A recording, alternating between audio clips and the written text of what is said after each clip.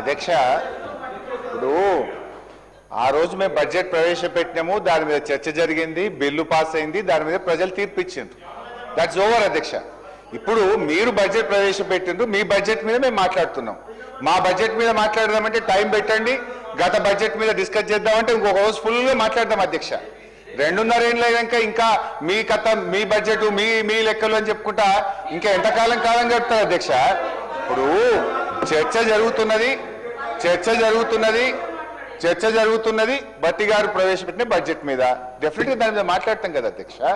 మీరు మా బడ్జెట్ మీద మాట్లాడదామంటే పెట్టండి. మా బడ్జెట్ అప్పుడు మేము పెట్టినాము, మీరు మాట్లాడినరు, బడ్జెట్ పాస్ అయింది, ఓటింగ్ జరిగింది, దాని మీద ప్రజలు తీర్పు ఇచ్చిండ్రు. మీరు చెప్పింది కదా మేము ఇన్ని చేస్తాం అన్ని చేస్తామని చెప్పినప్పుడు ప్రధాన ప్రతిపక్షంగా ప్రజల గొంతుకై ప్రజల పక్షాన ప్రశ్నించడం మా బాధ్యత అధ్యక్ష.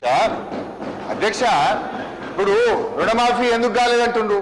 మీ నాయకుడే చెప్పింది కదా, కేసీఆర్ గారు 2 లక్షలు చేసిండని సంతోషపడుకుండ్రి, ఉరుకుండ్రి, మళ్ళీ తెచ్చుకోండి, లైన్ కట్టుండ్రి, బ్యాంకుకు పోండి, మళ్ళీ తెచ్చుకోండి, నేను రాగానే 7 తారీఖే మాఫీ చేస్తా అని చెప్పింది కదమ్మా. నీ మాట నమ్మే ఉరికి తెచ్చుకున్నారు వాళ్ళు. నువ్వు మోసం చేసినావు, గదే చెప్తున్నా. నేనేం చెప్తున్నా? ఇంకోటి అధ్యక్ష, మీరేం చేసిండ్రు అంటున్నారు. అంటే నా సబ్జెక్ట్ డైవర్ట్ అవుతుందని నేను వారికి సమాధానం ఇవ్వలేక కాదు అధ్యక్ష. Every point I can answer అధ్యక్ష. ఆనాడు బీఆర్ఎస్ ప్రభుత్వం 1,62,000 ప్రభుత్వ ఉద్యోగాలు ఇచ్చింది. 95% లోకల్ రిజర్వేషన్ తెచ్చాము.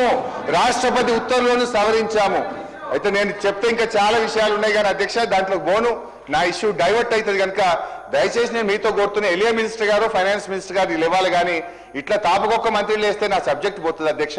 దయచేసి మీరు ఇంటరప్షన్ కాకుండా చూడాలని మిమ్మల్ని సవినయంగా ప్రార్థిస్తా ఉన్నా అధ్యక్ష. అన్ని వాస్తవాలు బడ్జెట్ బుక్కులు పెట్టుకునే మాట్లాడుతున్నా, మీలాగా నోటికి ఏం మాట్లాడతలేను అధ్యక్ష. నేను ఫైనల్ ఒకటే చెప్తున్నా అధ్యక్ష, గౌరవనీయులు భట్టి గారితో, రాష్ట్ర ప్రభుత్వంతో ఆనాడు నిరుద్యోగులను ఓటింగ్ మిషన్ల లెక్క మీరు వాడుకున్నారు అధ్యక్ష. ఇప్పుడు వాళ్ళ నెత్తురు కళ్ళ చూస్తున్నారు అధ్యక్ష. దయచేసి ఇప్పటికైనా మీ పాపాలు గడుక్కోవాలనుకుంటే మీరు చెప్పిన ప్రకారంగా వెంటనే 2 లక్షల ప్రభుత్వ ఉద్యోగాలకు నోటిఫికేషన్ ఇవ్వాలని చెప్పి ఆ నిరుద్యోగుల పక్షాన్ని ప్రభుత్వాన్ని నేను డిమాండ్ చేస్తా ఉన్నా అధ్యక్ష.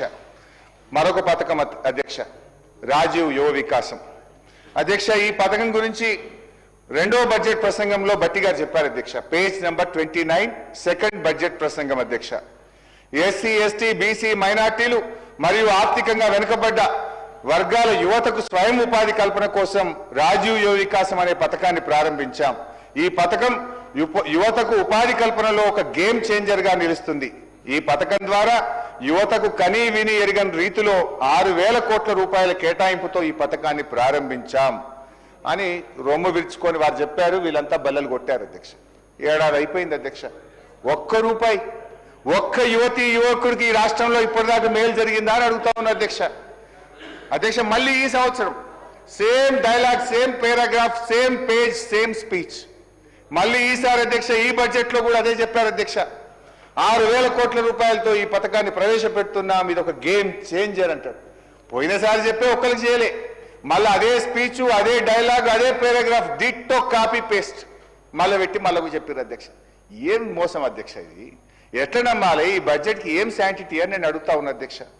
మీరు గేమ్ చేంజర్ అని డప్పు కొట్టుకున్న ఈ పథకం కింద ఇప్పటి వరకు ఎంతమంది ఎస్సీ, ఎస్టీ, బీసీ, మైనార్టీ యువకులకు సాయం చేశారో ఒక్కసారి ఆ వివరాలు చెప్పాలని చెప్పి గౌరవనీయులు భట్టి గారు నేను అడుగుతా ఉన్నా అధ్యక్ష. కానీ విని ఎరగని రీతిలో కేటాయించిన 6,000 కోట్లు ఏ యువకుల ఖాతాల్లో పడ్డాయో, ఎవరి జేబుల్లోకి మళ్ళాయో, లేక మీ ఎగవేతల ఖాతాలో జమైనాయా క్లారిఫై చేయాలని చెప్పి భట్టి గారిని నేను అడుగుతా ఉన్నా అధ్యక్ష. నాకు సందేహం వస్తుంది అధ్యక్ష. అక్కడ చూస్తే ఇందిరమ్మ ఆత్మీయ భరోసా, ఇక్కడ చూస్తే రాజీవ్ యువ వికాసం. పేర్లు ఘనంగా ఉన్నాయి. పాపం పెద్దలు ఇందిరమ్మ గారు, కీర్తిశేషులు రాజీవ్ గాంధీ గారు పేరు పెట్టింది అధ్యక్ష.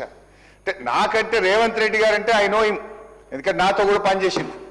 రేవంత్ రెడ్డి గారు అంటే వారి మీద, ఇందిరమ్మ మీదనో రాజీవ్ గాంధీ మీద ఆయనకు ప్రేమ ఉండకపోవచ్చు. కానీ భట్టి గారు అయితే దశాబ్దాల తరబడి కాంగ్రెస్ పార్టీలనే ఉన్నారు కదా. మీరైతే కాంగ్రెస్ పార్టీలనే ఉన్నారు కదా భట్టి గారు. మీ పెద్దల పేర్లు పెట్టి పథకాలు అమలు చేయకపోవడం వల్ల ఇది వారిని గౌరవిస్తున్నారా, మీరు వారిని అవమానపరుస్తున్నారా? ఒకవేళ మీకు అమలు చేసే ఉద్దేశమే లేకపోతే భట్టి గారు, రాజీవ్ యువ వికాసం అనే బదులు రేవంత్ ఆత్మీయ మోసం అని పెట్టుకోండి. లేదు భక్తి విక్రమార్క గారు యువ భ్రమలు అని పెట్టుకోండి, మీ పేర్లు పెట్టుకోండి, వాళ్ళ పేర్లు పెట్టి ఎందుకు మోసం చేస్తున్నారని చెప్పి నేను అడుగుతా ఉన్నా అధ్యక్ష.